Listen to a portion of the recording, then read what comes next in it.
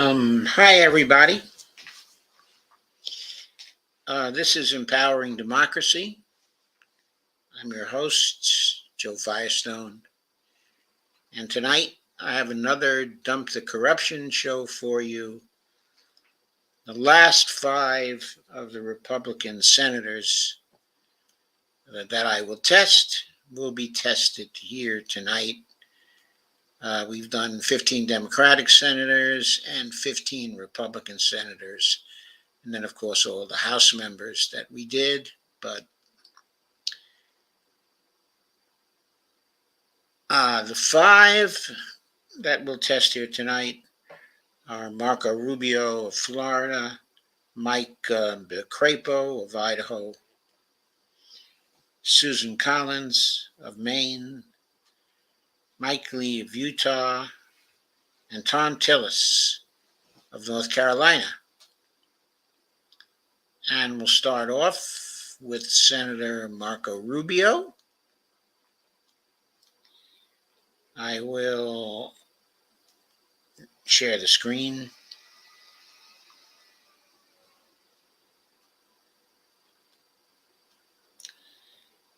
For you, we'll look at his 2022 election for Senate, where Marco ran. That was an expensive race. Surprisingly, I suppose.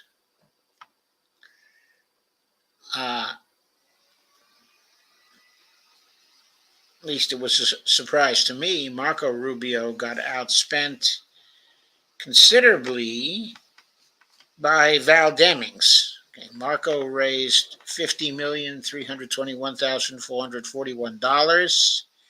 He spent $49,996,190, emerged with cash on hand of $497,453.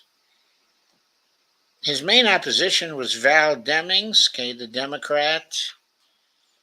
She managed to raise, I'm being joined by the host of Around the World with Dee and Friends, my friend Dee Pierce.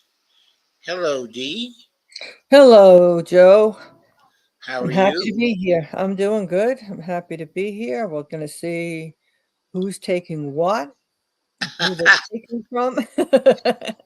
Well, there were a lot of takings in Florida, as I was in the middle of showing, but also Steve Wolfbrand is here. Hey, Steve, how are you? Thank you very much for coming.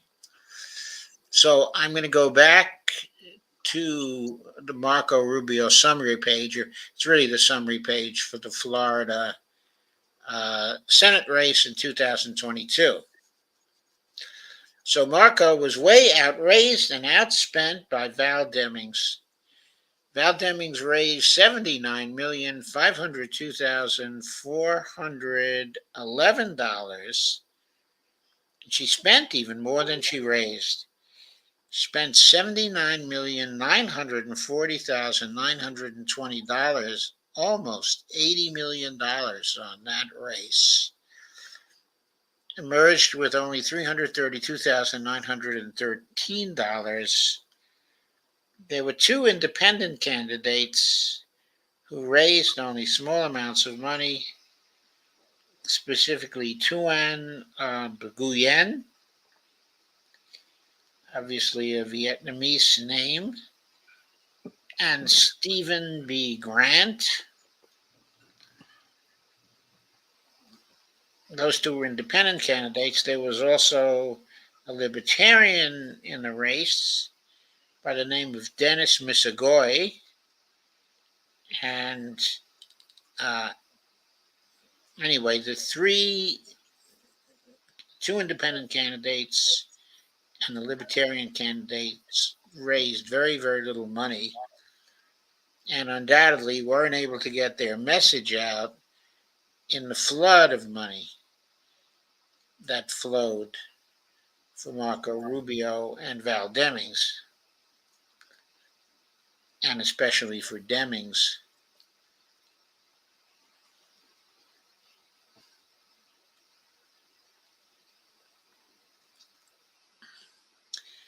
In the area of outside spending, there was considerable outside spending in this race.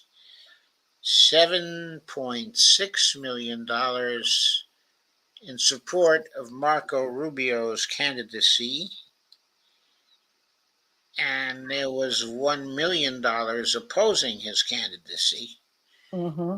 So he had a net gain of $6.6 million, just about. But Val Demings had $2.6 million in support of her candidacy, but she was opposed by $2.705 million. So she had a net loss of about 100,000 in the outside spending category, which is kind of interesting, to Marco Rubio's net gain of 6.5 million. So that helped to even the odds between the two of them, because Val Demings had such a big lead in terms of direct campaign contributions. There was Mm-hmm. another candidate, Democratic candidate, by the name of Brian Rush, who ran in the primaries. He raised $438,574. So in the primary, he might have been able to get his message out. Oh, I shouldn't say he raised. He was supported by independent expenditures of 438,574. So let's move on to the candidates tab. That will give us the actual numbers from the race itself. Marco got 57.7% of the vote. He raised about $18.1 million, 36% of what he raised from small donors, making less than $200 contributions. From large individual contributions, he raised $26.8 million, 52.44%. Mm-hmm. PAC contributions of $3 million. That was 6% of what he raised. And in the other category, he got $2.8 million. So, of course, because of the PAC contributions he took and the large individual contributions, as well as the outside spending that he failed to repudiate, he flunks the litmus test. The first person to bite the dust today. But also Val Demings. Well, she had $42 million in small individual contributions, 53% of what she raised. That was enough money to be competitive by itself. If she had run on the lefty platform, Mm-hmm. $42 million would have been more than enough to get her message out. Maybe she would have beaten him if she had run on a Medicare for All platform instead of the nothing centrist platform she ran on. But as it turned out, she took a lot of large individual contributions as well, 36.5 million. That was 46% of what she raised.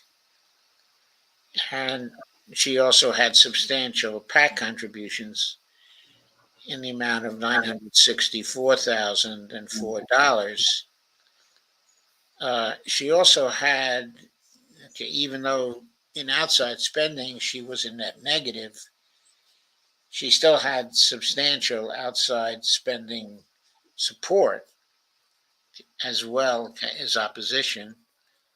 She did nothing to repudiate the support, of course.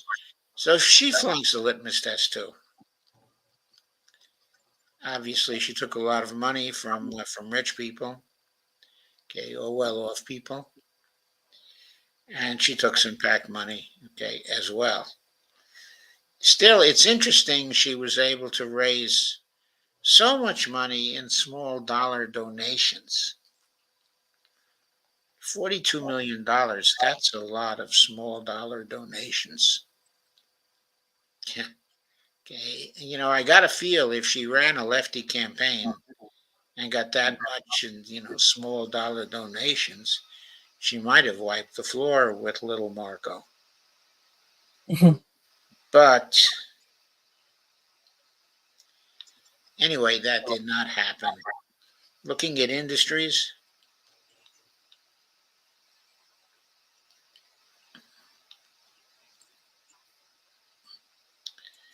there we go. Looking at industries, she did enormously well with the retired industry, which of course is very big down in Florida. $12.1 million from the retired industry. She got 1.8 million from lawyers and law firms, 1.8 million from educational sources, health professionals, 1.2 million, which she probably would have not have gotten if she had come out for Medicare for all. On women's issues, she raised $998,000 from real estate, $991,000 from securities and investments, $978,000, business services, $744,000, civil servants and public officials, $696,000, and then there were a number of lesser contributions, but also in the hundreds of thousands of dollars. From leadership PACs, she got $435,000. Nonprofit institutions, $360,000. So her contributions were spread across a lot of industries.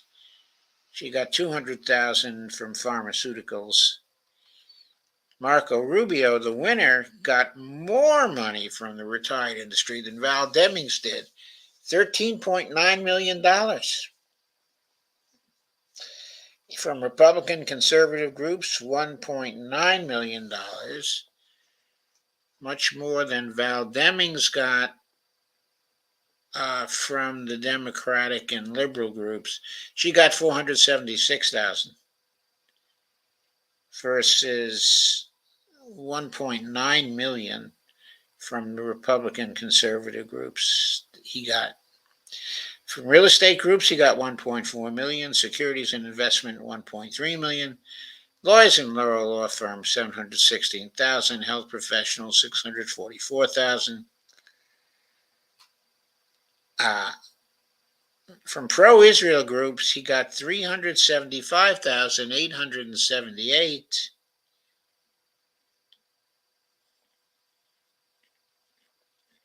She didn't get any money from pro-Israel groups. I wonder why. She certainly didn't make any comments in defense of the Palestinians, as I recall. But still, he got substantial money from the pro-Israel groups, and $370,000 from leadership PACs, $340,000 from oil and gas interests. He got. Okay, let's see if we can get some more illumination by looking at the sectors.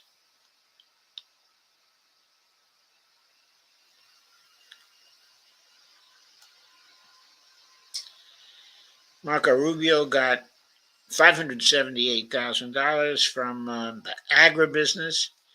Agribusiness is very important in Florida. $727,000 from communications electronics, $787,000 from construction, $257,000 from defense, energy and national resources, $499,000, $3.8 million from the fire sector, $1.3 million from the health sector, lawyers and lobbyists, $1.1 million, $3.4 million from ideology single issue groups.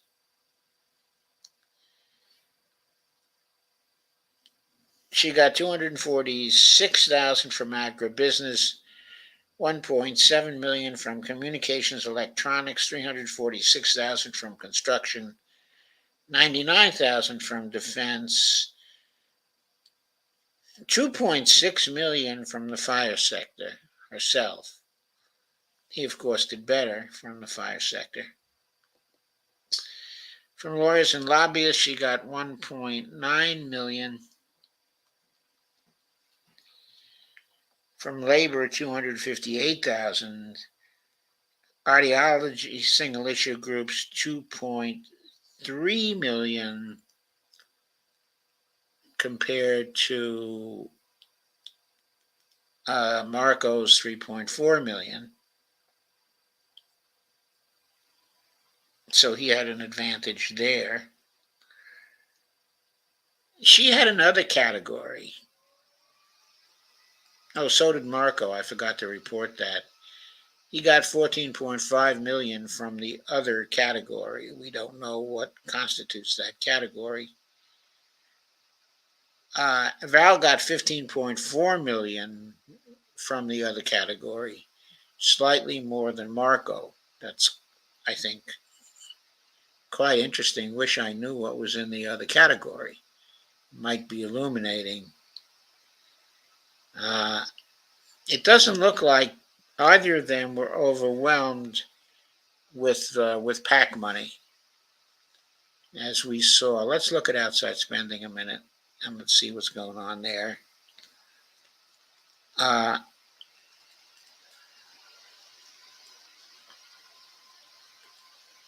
The American Energy Action Fund gave $251,000 to Marco. That was a super PAC. And the Florida First Project gave $3.5 million to Marco. That was also a super PAC. There were a number of small contributions I'm looking at that went to Val.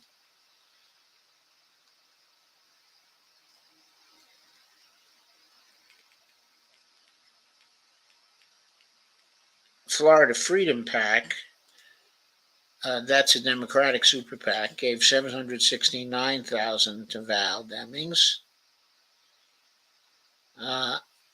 And For Our Future super PAC gave $177,000 to Val Demings. Grassroots Action Fund gave $100,000. I shouldn't say to Marco, because this is outside spending, in support of Marco or against Val Demings, $100,000. Human Rights Campaign Equality Votes, a super PAC, oh, don't know why I'm reading that, gave $18, either support a Val or opposition to Marco. The Jewish Democratic Council of America gave $33,000 in outside spending, or performed $33,000 in outside spending on behalf, of the Val Demings. So that's where the support for Israel was coming in for Val Demings.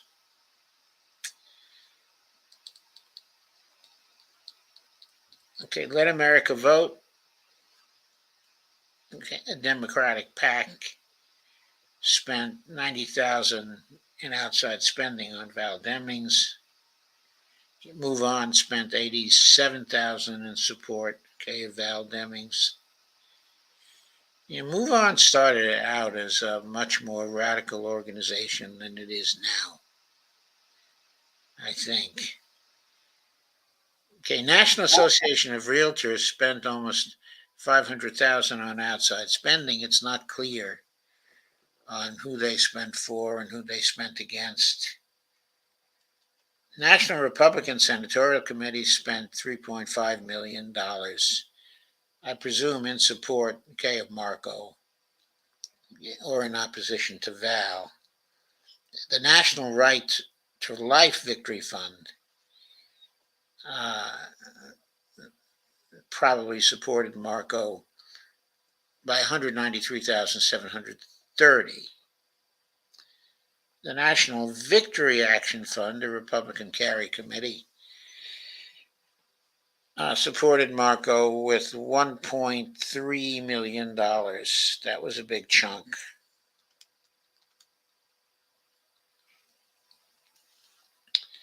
And the Republican Party of Florida, $223,000, and the Red Senate PAC, which is a super PAC, gave almost $170,000 in support, of Marco.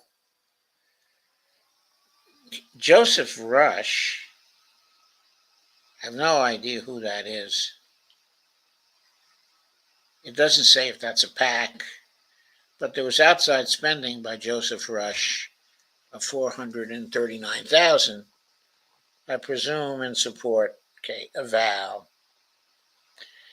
SEIU, $289,000 in support of Val. And one of their locals, SEIU Local 1199, gave $479,772 in support, or spent that in support, of Val Demings. The Lincoln Project, which is a Republican group that spends in support of Democrats or in opposition to Republicans who are pro-Trump, spent almost $112,000. It's a carry committee.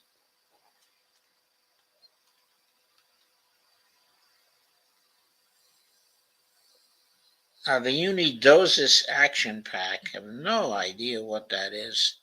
Super PAC came up with $166,000 in outside spending. $189,000 Votar as Poter PAC, a Hispanic super PAC, spent almost $190,000 either for Val Demings or against Marco Rubio. The Women Speak Out PAC, which is a super PAC, spent $592,000 in support of Marco Rubio or in opposition to Val Demings.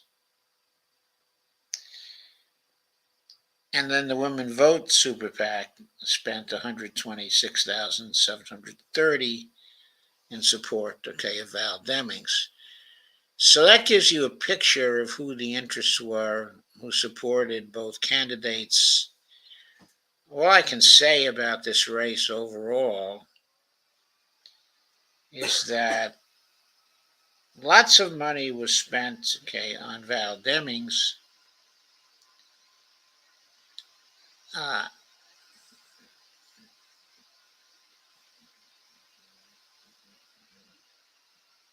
guess about 30 or 40% more than was spent, on Marco Rubio. And she came up really dry. I guess she got only 43.3% of the vote, or something like that. So again, we have a case, this time in 2022, where the Democrats spent a whole load of money but came up dry. We had a number of those cases last time.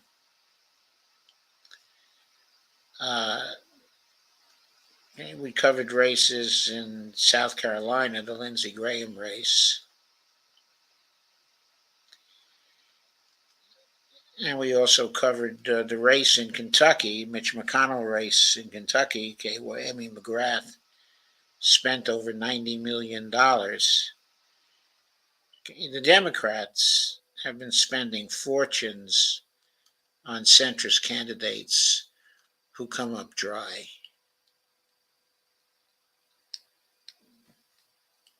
Val Deming's got 41.3% of the vote. A really bad showing, I think, considering that she had so much money to get her message out. Must have been a very weak message, indeed.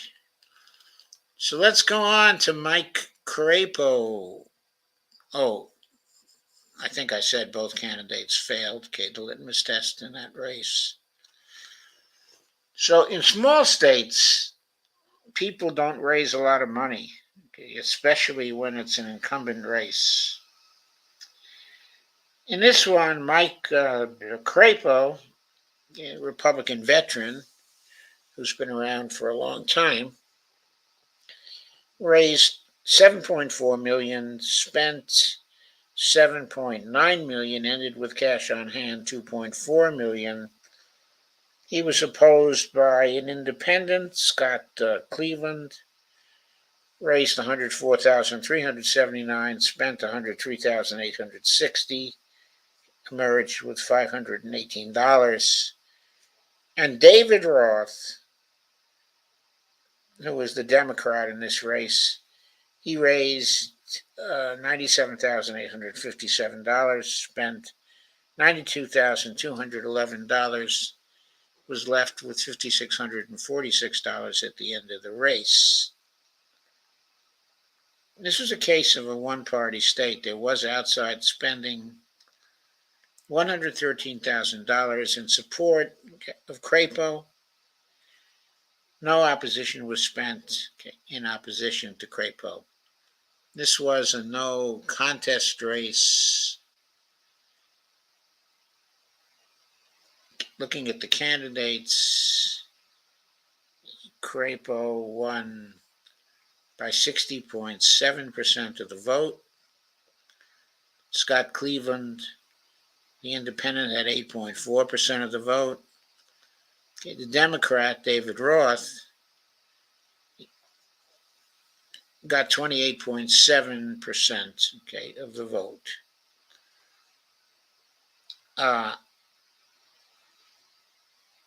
Small individual contributions for Crapo, only 11,387. He had, I'm sorry, I'm looking at the wrong person. I was looking at Scott Cleveland. Small individual contributions for Crapo, 146,608, only 1.98% of what he raised. His large individual contributions were $2.2 million, 29.30%. He was a real Pac-Man. $3.3 million from PACs. In the other category, he had $1.8 million that he raised. Let's quickly check out the industries. Securities and investment, $885,000. Insurance, $503,000. Leadership PACs, $489,000. Real estate, $423,000. Lobbyists, $404,000. Pharmaceuticals, $390,000. Commercial banks, $294,000. Health services, HMOs, $278,000. Oil and gas, $251,000. Health professionals, $166,000. Pro-Israel groups, $139,000. he must be pro-Israel. He fails the litmus test based on his large individual contributions, which were a large part of the money he raised. And of course, the PAC money, all that PAC money that he raised. In terms of special interests,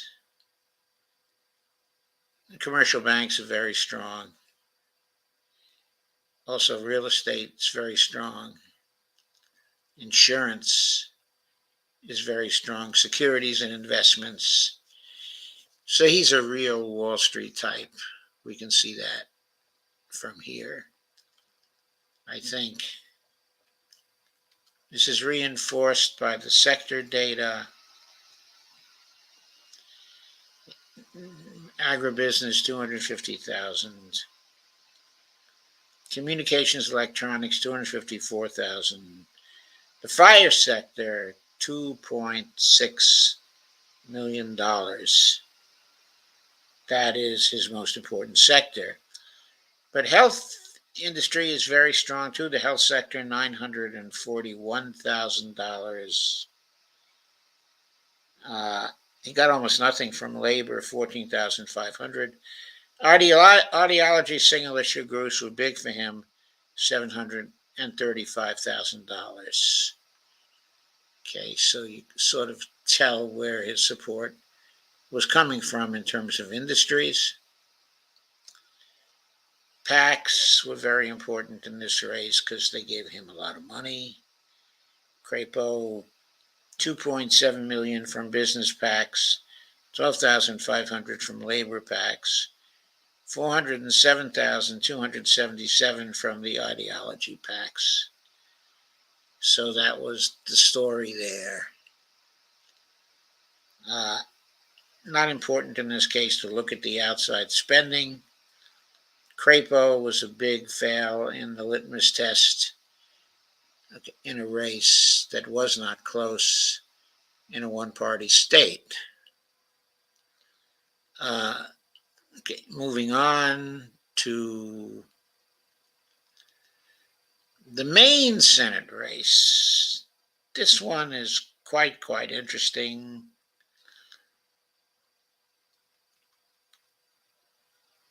Susan Collins raised $29.9 million, spent $29.6 million, emerged with $1.3 million. Now, Sarah Gideon, who had been the Democratic Speaker of the House in Maine and was thought to be popular, raised $74.5 million. This is little Maine. It's a little state, for God's sakes. She spent $62.9 million, ended with cash on hand, $11.6 million. What kind of campaign was she running that she left so much money on the table? Just saying. Just saying.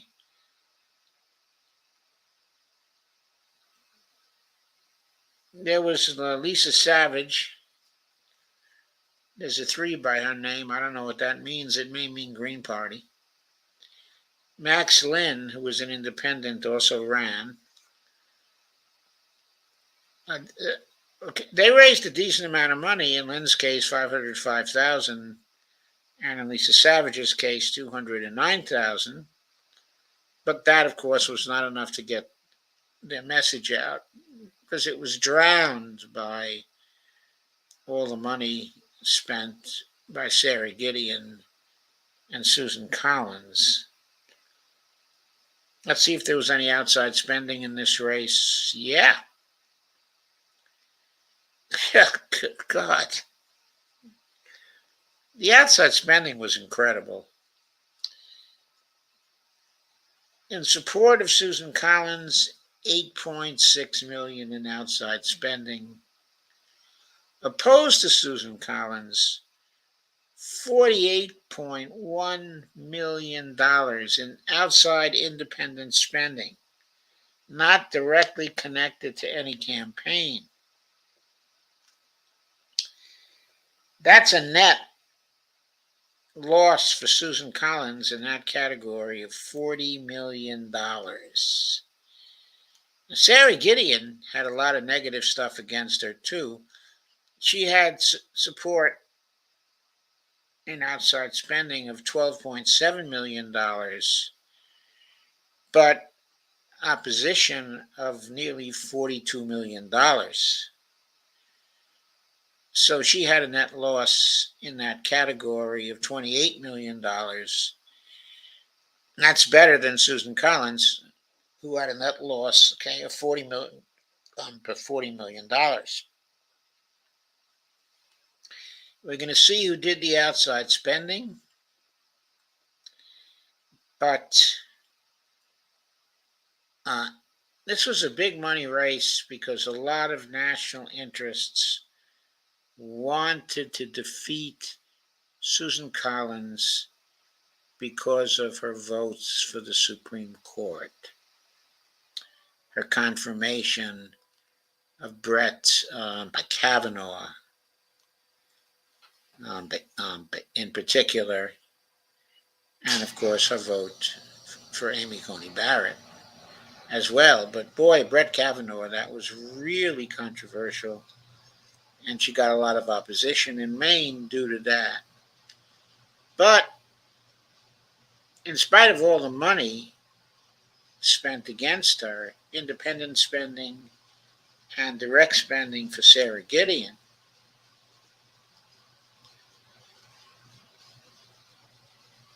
in other words, the money was really overwhelming for Sarah Gideon in this race. Susan Collins won 51.1% of the vote. And Sarah Gideon lost with 42.2% of the vote. Max Lynn got 1.7% of the vote. Lisa Savage got 5.0% of the vote. I think that Lisa Savage ran as a Green and did well. In terms of the litmus test, of course, both Sarah Gideon and also Susan Collins failed the litmus test. In large individual contributions, Sarah Gideon raised $43 million. In small individual contributions, she raised $30 million.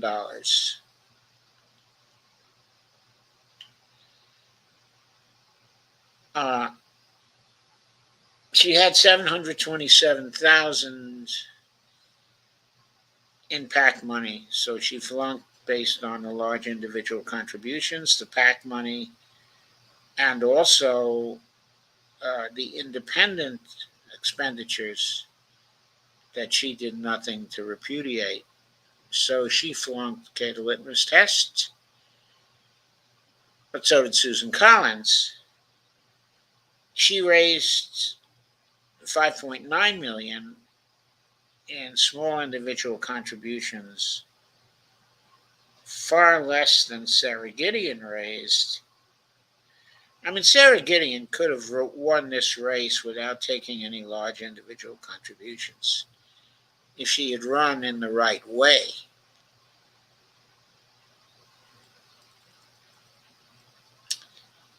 Anyway, Susan Collins, large individual contributions, $19.3 million, PAC contributions, $3.4 million. So she fails the litmus test very clearly also. I think the outside spending is going to be very telling here. I'm going to skip to that, and we'll take a look at the outside spending.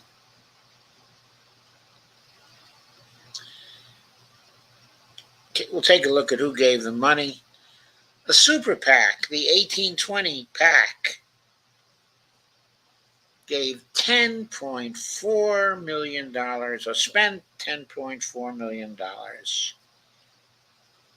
either in opposition to Sarah Gideon or support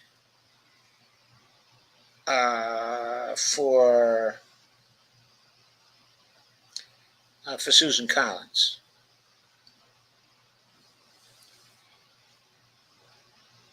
The AFT Solidarity, a 527 group, did outside spending of $278,000 in support of Sarah Gideon. America's Progressive Promise PAC, Super PAC, gave $81,000, spent $81,000 in support of Sarah Gideon. The American Crossroads Super PAC either spent $2.2 million on behalf of Susan Collins or against Sarah Gideon.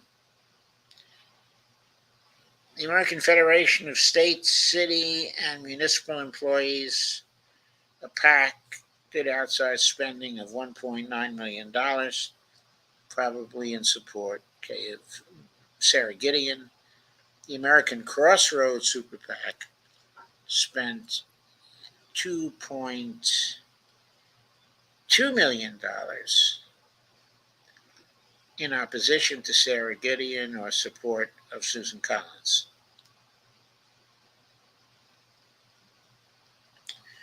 The Change Now PAC, in support of Sarah Gideon or opposition to Susan Collins, spent $1.153 million. Clear Path Action, a Republican Super PAC, spent $469,800, either in opposition to Sarah Gideon or support for Susan Collins. Club for Growth Action, $350,000 in support of Susan Collins or opposition to Sarah Gideon. Credit Union National Association did outside spending of $450,000. I don't know who it was for, or against, but it's not considered to be a Democratic PAC, but I suspect this was in support, of Sarah Gideon. And the Democracy Preservation Alternative, now that's hardly worth mentioning. The Democratic Senatorial Campaign Committee, that of course is Chuck Schumer, $4.7 million in outside spending, either in support of Sarah Gideon or opposition Susan Collins. The End Citizens United PAC spent $2 million, either in support of Sarah Gideon or opposition to Susan Collins. Family Friendly Action PAC, which is a super PAC, gave $3.6 million, either in support of Sarah Gideon or opposition to Susan Collins. The Future Forward, the USA Carry Committee, gave $1 million in support of Sarah Gideon or opposition to Susan Collins, or I should say spent, not gave, because it wasn't done directly to a campaign. Human Rights Campaign Equality Votes spent $167,000, either in favor of Sarah Gideon or against Susan Collins. The LCV Victory Fund Super PAC gave $1.6 million, either in support of Sarah Gideon or opposition to Susan Collins. Main Way PAC, which is a Republican Super PAC, gave $3.6 million, either in support of Susan Collins or opposition to Sarah Gideon. Big money being thrown around by these super PACs. So MoveOn.org, which is a carry committee, spent $567,765, in support of Sarah Gideon or opposition to Susan Collins. The National Association of Realtors, which is supposedly nonpartisan, spent $2 million. I don't know who it went to. National Republican Senatorial Committee gave $17.1 million in support of Susan Collins or opposition to Sarah Gideon. I have to say, I don't know how Sarah Gideon blew that race. To leave $11 million on the table and not spend it, I mean, that's incredible. Why didn't you just go door to door giving people money? I mean, what the hell was going on in her mind?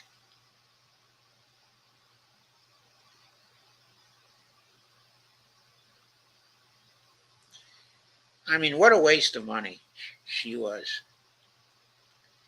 Couldn't believe it at the time.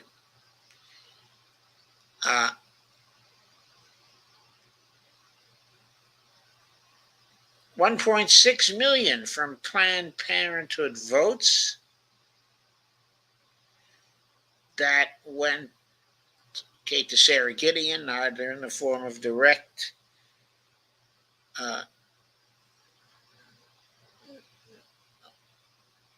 in the form of support for her or by spending against Susan Collins. Planned Parenthood, of course, was in there because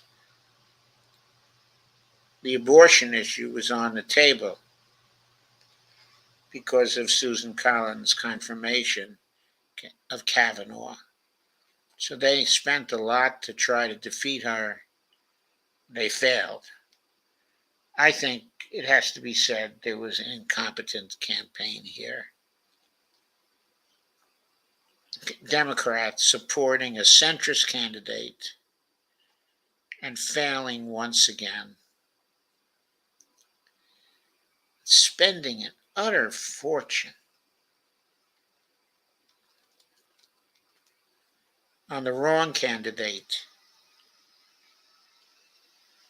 who had nothing to run on. Of course, she was running on the choice issue. That's a very important issue. But she wasn't running on Medicare for all. She wasn't running on the Green New Deal. The Republican Jewish Coalition Victory Fund, the super PAC, gave spent $564,999 in favor of Susan Collins.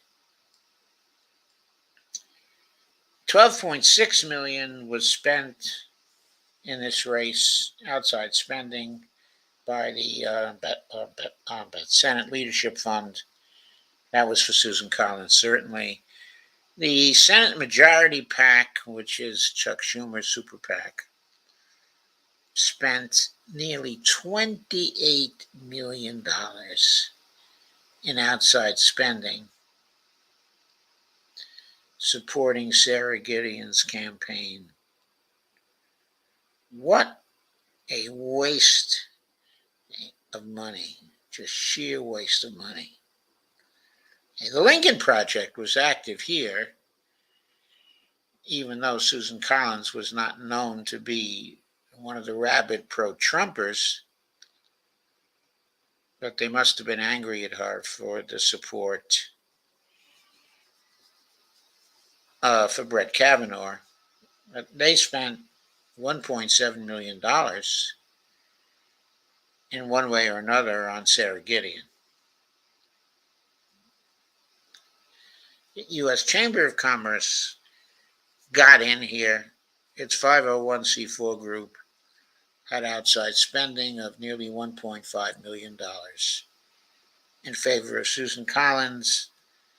Vote Vets organization came in strong against Susan Collins, their Kerry committee, $1.244 million. And Women Vote came in very strongly for Sarah Gideon, $4.3 million, either for Sarah Gideon or against Susan Collins.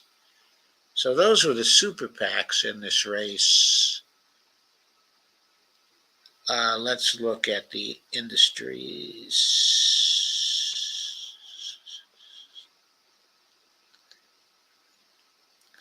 Just to state again, it's clear both Sarah Gideon and Susan Collins failed the litmus test.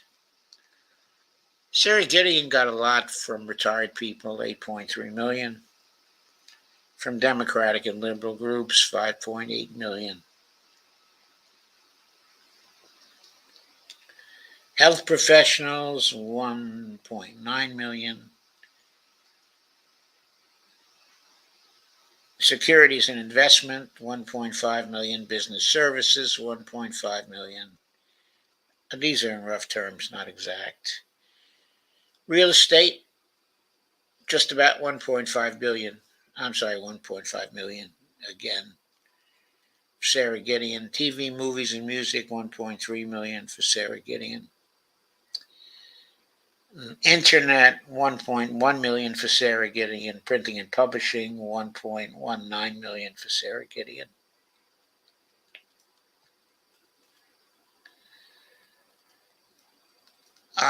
Susan Collins, 6.5 million from retired groups, less than Sarah Gideon got from them, but a lot. 1.7 million from securities and investments, from real estate, $1.1 million. Leadership PACs, $482,000. I'm just sort of skipping around a little here.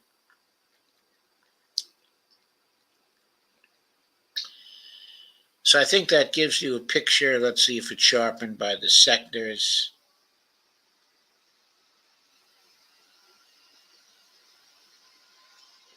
Okay, agribusiness, 458,000. Susan Collins, communications, electronics, 734,000.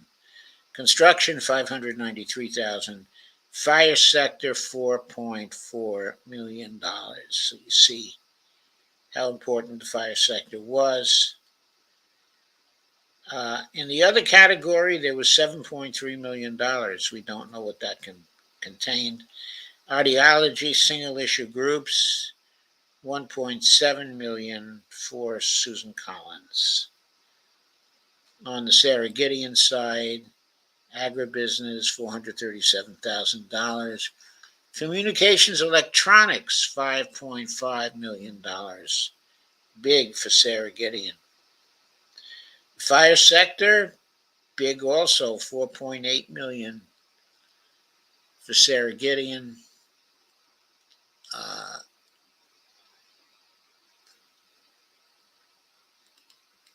To 4.4 million for Susan Collins. So just about equal in terms of the fire sector. 3.4 million from health interests for Sarah Gideon versus 1.3 million from the health sector for Susan Collins. Lawyers and lobbyists, 4.3 million. Sarah Gideon. Ideology single issue groups, 12.4 million for Sarah Gideon. What we're seeing here again is the choice issue. Because of her vote for Brett Kavanaugh, Susan Collins was no longer considered pro-choice, and the pro-choice groups went for Sarah Gideon.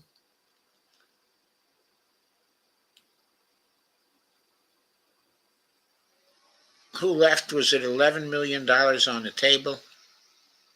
I couldn't believe that when I saw it. I just thought,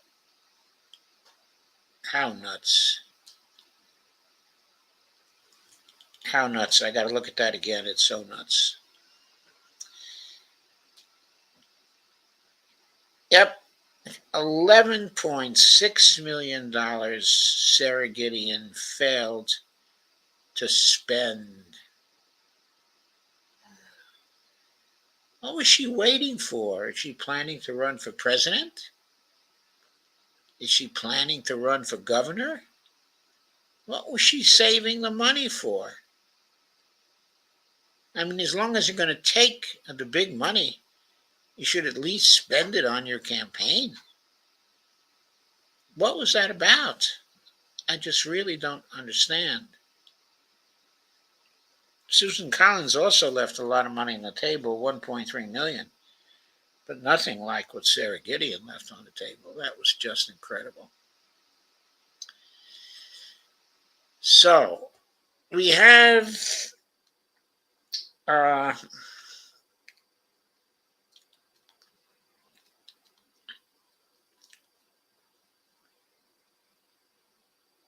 Mike Lee,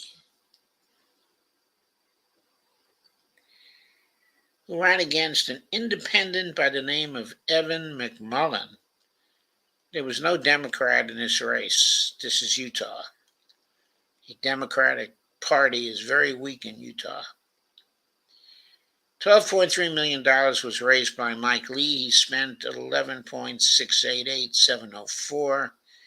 He ended with cash on hand of $955,824. Evan McMullin raised $7.8 million, spent $7.5 million, came out with $281,895. Outside spending by candidate in this race, there was $6.2 million in support of Mike Lee's candidacy, $4.6 million in opposition to his candidacy. So he came out ahead by about $1.5 million. He was net positive in outside spending. His main opposition, from Evan McMullin, was supported by 805,824, opposed by $7.9 million. I wonder who he was to get opposed by so much money in the state of Utah. But anyway, that was a net loss for him of roughly 7.1 million versus a net gain of 1.5 million for Mike Lee. So that's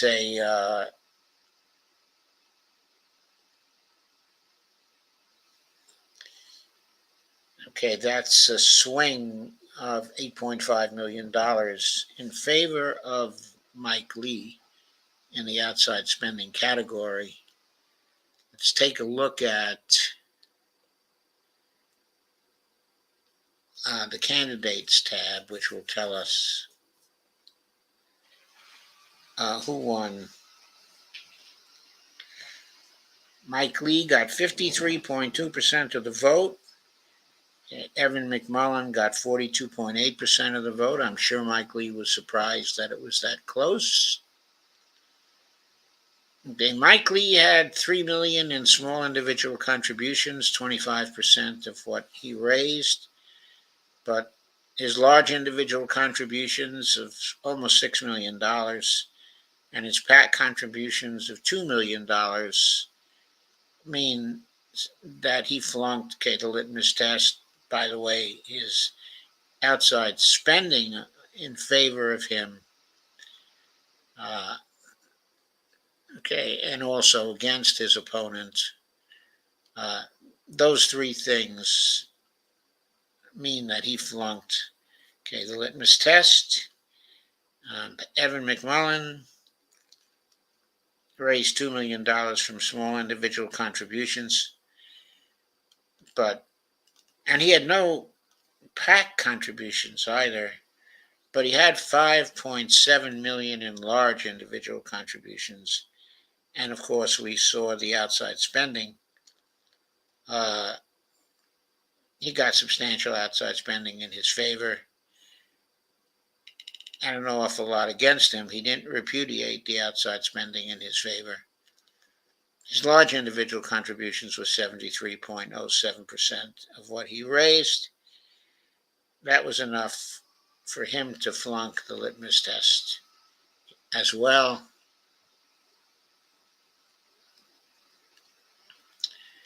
Looking at the outside spending, maybe we'll be able to get a better picture of the interests involved here.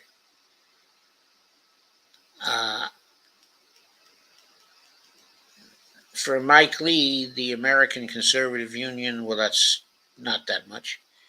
Americans for Prosperity Action, a Republican super PAC, 1.6 million. Outside spending for Mike Lee, Club for Growth Action, that's a big Wall Street group, 5.5 million in favor of Mike Lee in outside spending. The Crypto Freedom PAC, I don't know who they went for. They might have been for Evan McMullin, but they spent $3.4 million here, which was a lot of spending for this race, since we're talking about, $12 million raised on one side, $8 million raised on another. The Liberty Champion Super PAC went for Mike Lee in one way or another, $1.6 million. That was a heavy contribution. The Protect Freedom PAC, Super PAC, I don't know who that went for or against, but that was $951,967. The Put Utah First Super PAC spent $5.4 million, most probably in favor of Mike Lee or against Evan McMullin. We do not know. That's a Democratic group. Why was a Democratic group spending so heavily in favor of or against Republicans in this race? It's very puzzling. There wasn't a Democratic candidate in this race. Why were Democratic groups spending so much money? That's a really interesting feature of this race. So that's it for the outside spending. I'll spend a brief moment on industries.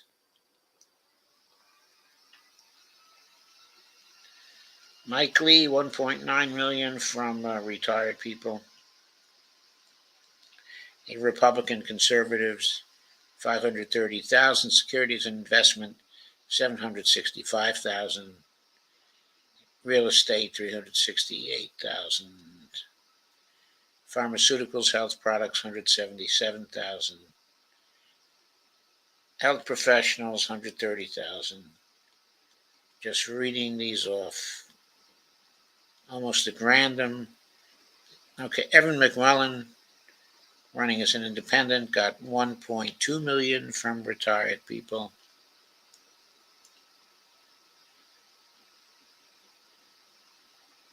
That was less than Mike Lee got, but still a substantial amount. Securities and investment, 549,000 for Evan McMullin. Okay. Democratic liberal groups gave him $368,763. This sounds like a case where he didn't want to put the D on his name. He'd rather run as an independent, but he was a Democrat. And maybe that's why the Democratic groups were spending in his favor.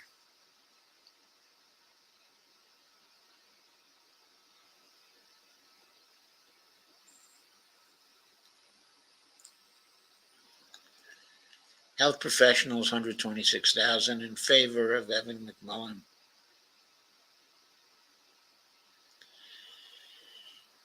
So,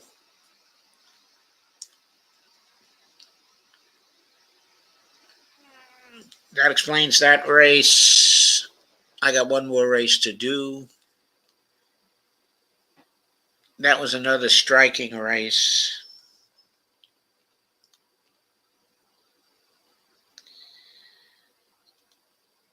Thom Tillis race in North Carolina. Here's another race where Democrats spent an outlandish amount of money, only to lose. Thom Tillis was the winner. He raised $25.3 million, spent $24.9 million, came out with $834,909. Now, Cal Cunningham was another centrist Democrat, got a lot of national Democratic support, had a sex scandal in this race, if I recall correctly, that in the last few weeks basically put him out of the race. He had been running even with Thom Tillis, who was the incumbent until then, and he basically blew the race on a sex scandal. Raised $51.2 million, spent $51.1 million, emerged with $173,000. Outside spending here was nothing short of amazing. I mean, the direct spending was heavy enough. I mean, North Carolina's not that big a state.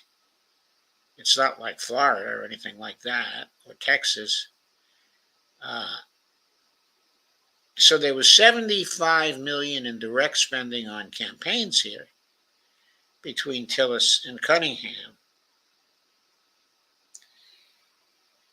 But in independent expenditures, there was $30.3 million in support of Cunningham and $89.2 million in opposition to Cunningham.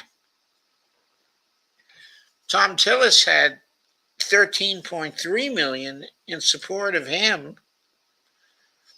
and $85 million in opposition to him. So,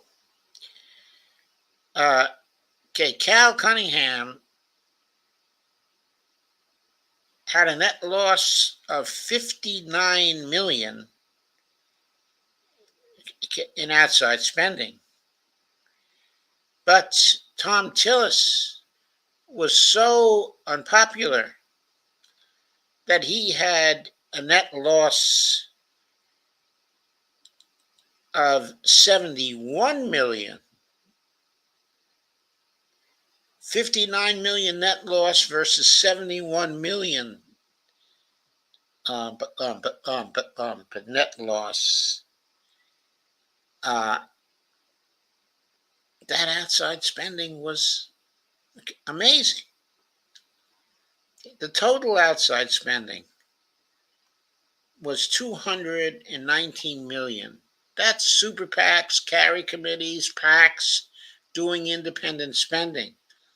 $219 million. Well, if you include Erica Smith, outside spending, $2.7 million there.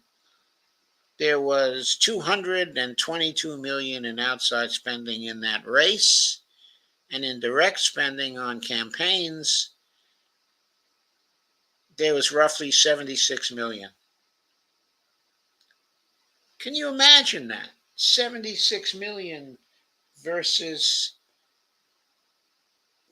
what did I say, $222 million in outside spending? It's crazy. It's crazy.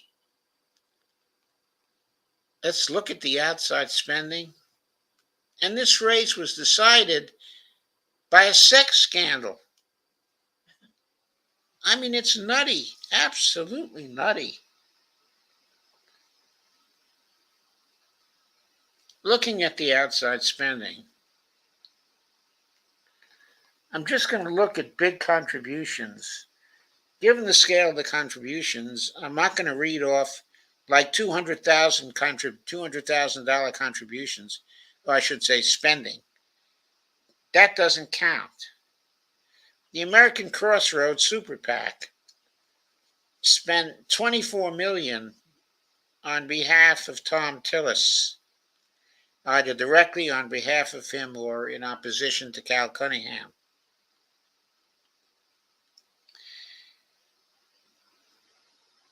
The Ask Me PAC, Democratic PAC, spent $1.9 million. Okay, Americans for Prosperity Action, Republican Super PAC, spent $12.2 million in support of Thom Tillis. The Black PAC spent $2 million in favor or in support of Cal Cunningham. And the Black Progressive Action Coalition spent $1.3 million in favor of Cal Cunningham. Black Youth Project spent $1.875 million in favor of Cal Cunningham. The Carolina Blue Super PAC spent $4.5 million either for Cal Cunningham or against Thom Tillis. By the way, Thom Tillis has been a terrible senator. He really has. He was ripe for the taking. All the financial advantage went to Cal Cunningham, as we see from reading all this stuff. He still couldn't beat him. Why? Another centrist Democrat with enormous funding backing him blew a race that happened in Maine, happened in North Carolina, happened in Kentucky, it happened in South Carolina. I'm sure I've forgotten one of the races we've gone over. Oh, it happened in Florida. It was happening all over the country. Chuck Schumer making bad guesses all the time, spending hundreds of millions of dollars on bad guesses. In the three races alone in Maine, Kentucky, and South Carolina, there was something like $250 million spent on bad centrist candidates. I'm just talking about the South Carolina race now, not the North Carolina race, where so much was spent in outside spending. Crazy, crazy stuff. Democratic Senatorial Campaign Committee, catch this one, spent nearly $25 million in outside spending, either for Cal Cunningham or against Thom Tillis. $25 million. North Carolina is not that big a state, folks. Every Town for Gun Safety Victory Fund spent $3.8 million in favor of Cal Cunningham or against Thom Tillis. I'm looking for big contributions now. Future Forward USA Carry Committee gave $537,000 again in favor of Thom Tillis or in favor of Cal Cunningham or against Thom Tillis. But Grow NC Strong, a Republican super PAC, $866,051 in favor of Thom Tillis. The Giffords PAC, that's Gabby Giffords PAC, centered in Arizona, spent $702,000 on a centrist campaign on the eastern seaboard.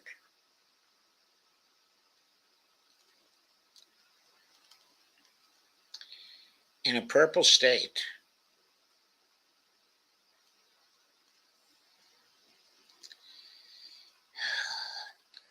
Jewish Democratic, oh no, that's too little. I won't even mention that. The LCV Victory Fund Super PAC gave $1 million, again, either in support of Cal Cunningham or against Thom Tillis. And the National Republican Senatorial Committee spent $14.8 million approximately on Thom Tillis. I mean, look at these huge amounts of money. It is just amazing. We got to get money out of politics. Got to get money out of politics. That's the message of this one. Patients for Affordable Drugs Action, Super PAC, 3.7 million, either against Thom Tillis or for Cal Cunningham. Priorities USA Action, $10.02 million. It's a carry committee, either for Cal Cunningham or against Thom Tillis. And the Senate Leadership Fund, that is Mitch McConnell's Super PAC. $47 million, probably against Cal Cunningham or for Thom Tillis. And the Senate Majority PAC, that's on the Democratic side, spent $35.8 million either for Cal Cunningham or against Thom Tillis. $47 million, $35.8 million. That's outside spending, folks, by super PACs.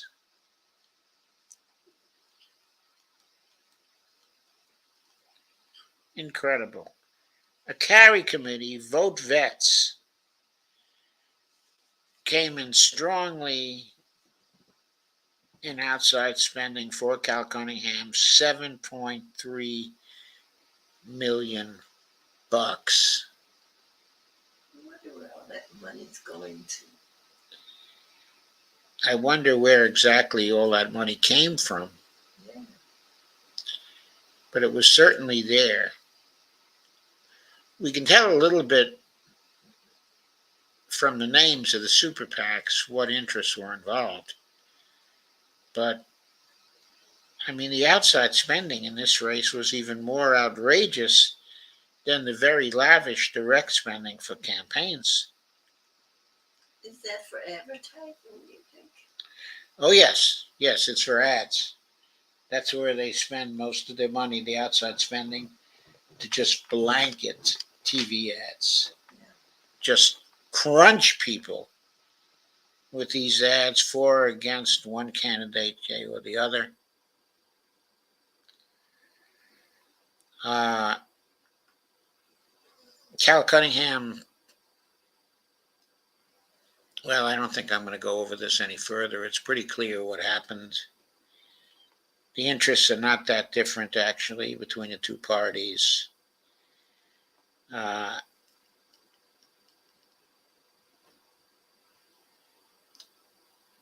It's worth looking again at the totals. They were close. Thom Tillis got 48.7% of the vote. Cal Cunningham, 46.9% of the vote. It was very close. Very close. Cal Cunningham did great with small individual contributions, raised $17.3 million there. 34% of what he raised, but large individual contributions, $31 million. PAC contributions, $866,000. He flunks the litmus test on those grounds and on the external outside spending that we went over. So he flunked the litmus test on those grounds. Thom Tillis, though, his small individual contributions, $5.4 million. Large individual contributions, $13.5 million. PAC contributions, $5.1 million. So he lost based on large individual contributions, PACs. And, of course, the external outside spending. So both people bit the dust in the North Carolina race. All 5 of the Republican senators examined here tonight. To mention them again, Marco Rubio, Florida; Mike Crapo of Idaho; Susan Collins of Maine; Mike Lee of Utah; Thom Tillis of North Carolina. All failed the litmus test. Every candidate we have examined thus far, the 105 candidates who were running as CPC members, did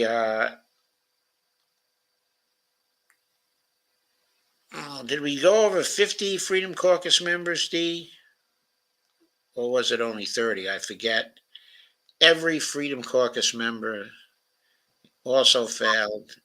Every conventional Republican running for the House failed. Every conventional Democrat, mainstream Democrat running for the House failed.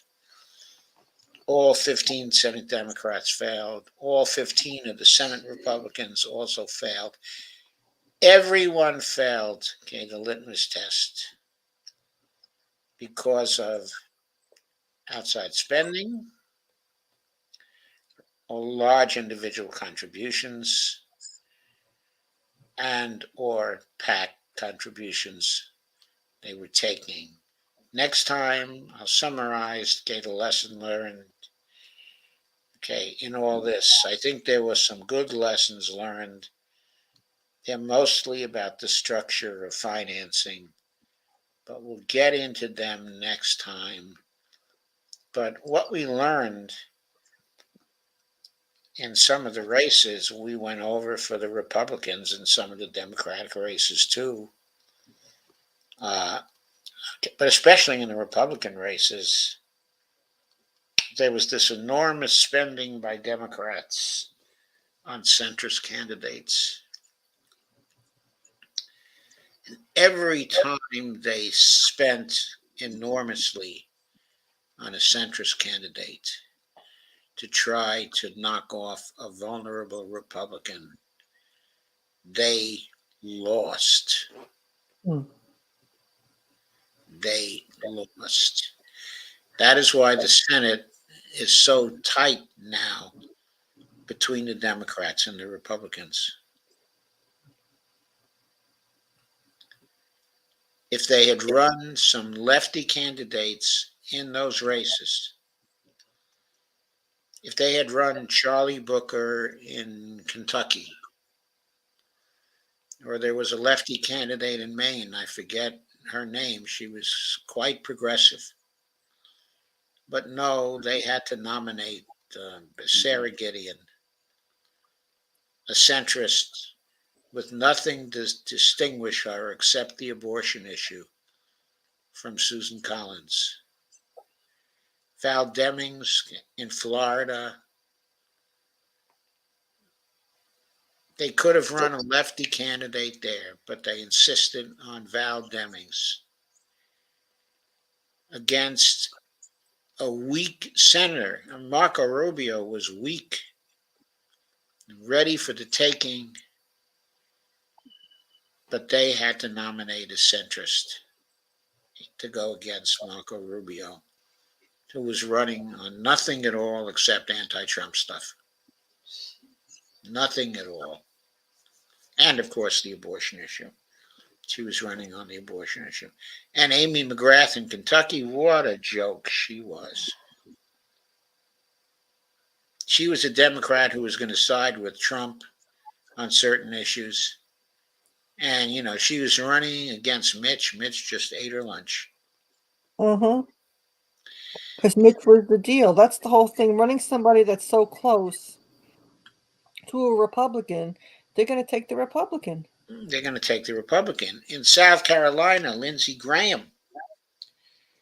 Lindsey Graham ran against Jamie Harrison. Jamie Harrison outraised and outspent him. Jamie Harrison had a huge amount of money that he ran with. But again, a centrist with nothing to distinguish him, against a right winger with lots and lots of negatives. But no, the Democrats couldn't run a candidate that would offer the people something, but would be disfavored by their donors.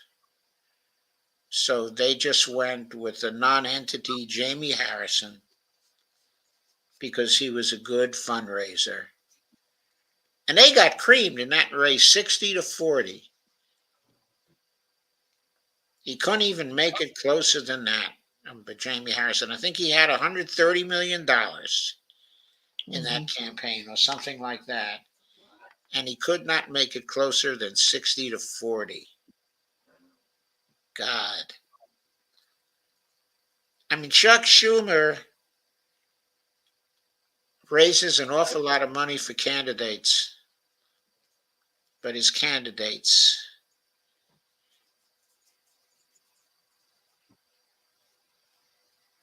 they can't win. They just can't win. They got nothing to run on. So he had comments. Before we get to the comments, Steve, have you got any more comments to add to mine that you would like to add? I think you've pretty much, through all these shows, really displayed the corruption, really displayed that things need to change. We're not going to get anywhere until all this money is out. Yeah. In these last races on the Republicans, the role of money was particularly visible in situations where there was a hot race going on because the Republican incumbent was attracting a lot of negatives on a national basis. And the Democrats were able to raise huge amounts of money against that Republican incumbent. And they just could not win because of the lousy candidates that Chuck Schumer nominated. Yeah. Chuck Schumer interfered with local processes to nominate certain candidates. This happened in Kentucky. And he doesn't know the mindset. You know, the mindset of the region. It should be the people in the region deciding. And no, he doesn't know the local issues. No. He's just been a total failure Definitely. when it comes to running campaigns.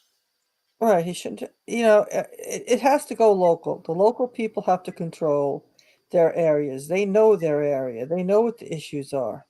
They know the how people communicate with each other, and there's so much about each region. It's so different. And he doesn't know. He's New York, so what the hell does he know? He just knows his little area. So, but Kay had to resubscribe on her new page. I guess she has a new YouTube page. Yeah, Robert Copeland has a good question. Could you Okay, see how Rubio's much committee is looking into UFO disclosure. Kay says, I hate Spectrum, keeps going out on me. Anyone seen Lana lately? Well, Lana is here. Just listening. Feel a little under the weather today. Hello to all. Hi, Lana. Sorry you're not feeling well. As Dee says, I hope you feel better real soon. Kay says, hi, Lana. I hear the air is bad up there. Yeah, I guess we heard that here too.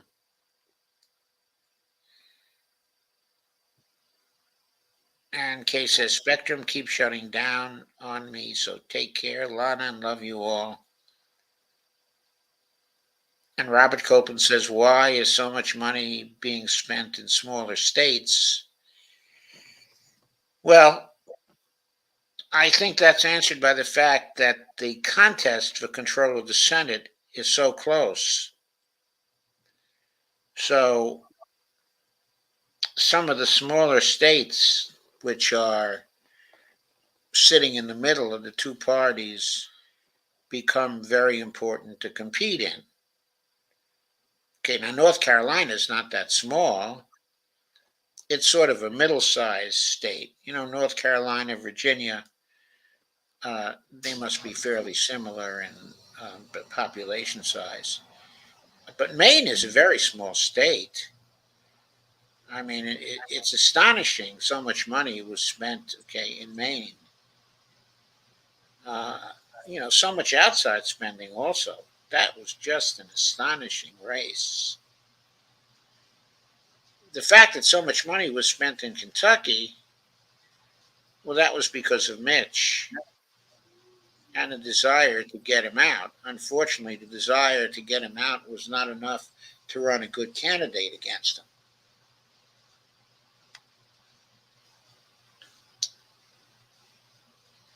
Robert Cope,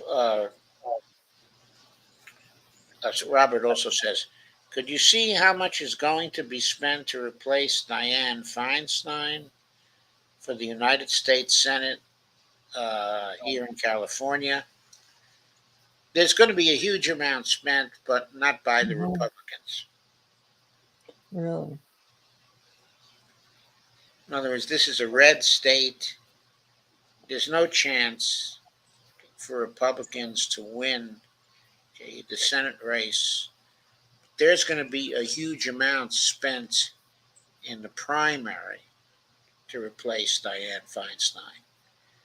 I wouldn't be surprised to see $100 million spent in the Democratic primary in California. That's going to be tightly contested. But Katie Porter is running, and so is Adam Schiff, of course. We know Adam Schiff is running also. Uh, I forget who else is running, but there are a number of other people, okay, who are running too. Okay, but Katie Porter, in her role as a congressman, has been a money machine. She is either number one or number two in the amount of money she raised, okay, as a congressman. Okay, I forget whether AOC is number one or Katie Porter is number one. I think Katie Porter is number one in fundraising for a congressman in like the whole country. And 60% of her funds comes from small donations also. She's very great as a small donation money machine. It's very well organized in doing that. Yeah, Barbara Lee is also running, Robert. I don't know how I could have forgotten Barbara Lee. She's, of course, a personal favorite, okay, of people like me. But in the fundraising department, she's no match for Katie Porter. And I don't know if the Democrats, uh, if the Democratic Party in California will want to support her. Seems to me they're probably going to get behind Adam Schiff. But Old Katie pencil Porter, huh? neck. As Trump called him, old pencil neck. Yeah, old pencil neck. Well, he, of course, is thoroughly corrupt and a running dog of the deep state. Mhm. Okay, but anyway, it seems to me Katie Porter can beat him. She's going to outraise him. Mhm. And the Democratic primary out there will be a real primary. I don't think they're going to rig it. They have too much going on there to rig it. And I don't think Adam Schiff is particularly popular on a statewide basis. I So I don't think think he's he is going to either. have a real tough time, okay, with Katie Porter. And I don't think Katie is going to be at a financial disadvantage, at least not a very big one either. So she's probably going to be able to get her message out. And even though she takes big money, as we showed in our analysis of our uh, fundraising, Hmm. uh, she can make a good argument that she's not at all corrupt, based on her voting record and her crusading against the bankers. Uh, she looks like a real reformer of the old school, and so on the other hand, Schiff looks corrupt. So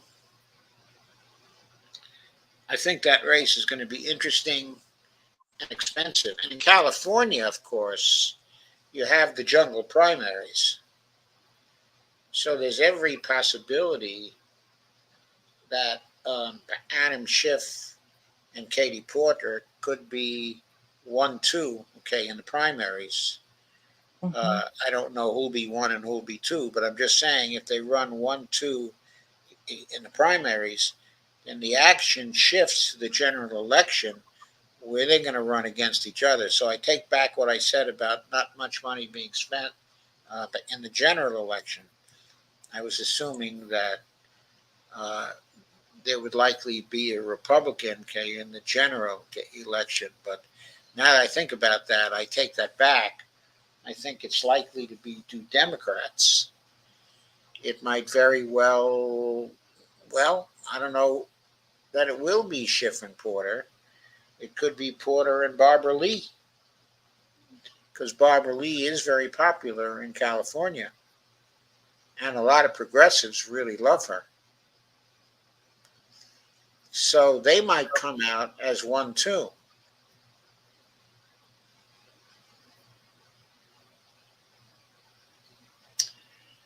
So in that situation, there might be a huge amount spent in the primary and another huge amount spent, in the final contest. I guess we could be looking at 250 million being spent in California. And if the outside groups get involved, I mean, it could be greater than that if outside spending gets involved because of defense interests. Uh, I mean, we could be looking at 250 to 3 million to 350 being spent in California. Oh yeah, I think the money could really be flowing there. So dump the corruption there becomes even more important. In California, we could have a green running. If dump the corruption were successful in California, we could have a Democrat on green final election. If dump the corruption gains momentum, in California, that would easily knock out Adam Schiff, even though Katie Porter will take some big money. Uh, well, it might also knock her out, but I think it's less likely it will knock her out Hmm. than Adam Schiff. I don't know how Barbara Lee's going to do on the fundraising. She does fine in her district, but of course she never has any competition in that district. So I don't know what kind of fundraising organization she has. But I think as we go forward now, after I summarize what we've learned on Friday, we will be going into individual races around the country, and we'll be looking at them from the point of view of how big dump the corruption campaigns could possibly affect key races for the House and key races for the Senate. And that's how I'll be spending most of my dump the corruption time really from now until 2024. I'll probably have 2 Dump the Corruption shows per week on specific races around the country. I'm looking forward to that. I think it's going to be very exciting. While I found these shows on the fundraising in the past and the litmus test, okay, to be very interesting and very worthwhile, because we had to establish the fact that from the Dump the Corruption point of view, no one who's a congressperson now or a senator now has clean hands. We had to establish that, and I think we did. But having established that, I mean, week after week after week, we pretty much knew that whoever was being tested was going to fail the test. Well,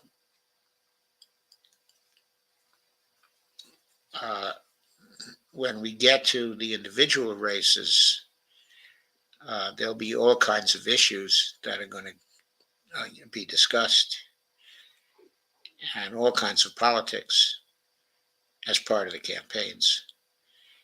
And so it won't be so cut and dried as these first Dump the Corruption shows have been. So I look forward to a more varied and exciting future for the Dump the Corruption series on empowering democracy. So for tonight, thank you very much. Oh, well.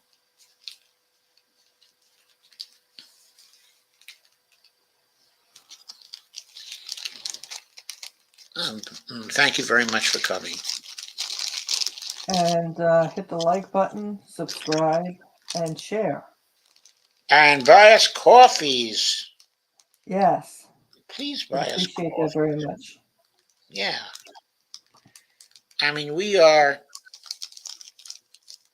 people are supporting some of the more popular streamers, okay, extremely well. I think we're doing a very good job here in all our shows. And we're talking about a lot of stuff other people aren't talking about. A lot of stuff other people aren't talking about. We're doing very unique things. And I think we deserve some support, okay, as well. So thank you very much for coming and for supporting us by coming and supporting us by sharing. We really appreciate you. And we'll see you tomorrow. Yes, we will. Starting at 8 p.m. Eastern Time. And at 9 p.m., we'll be doing a neoliberal show, as we usually do on Thursdays. Yes. So everybody have a good night. Yes, good night, everybody. And good night, Bonnie. Good night. Okay, good night, Dee.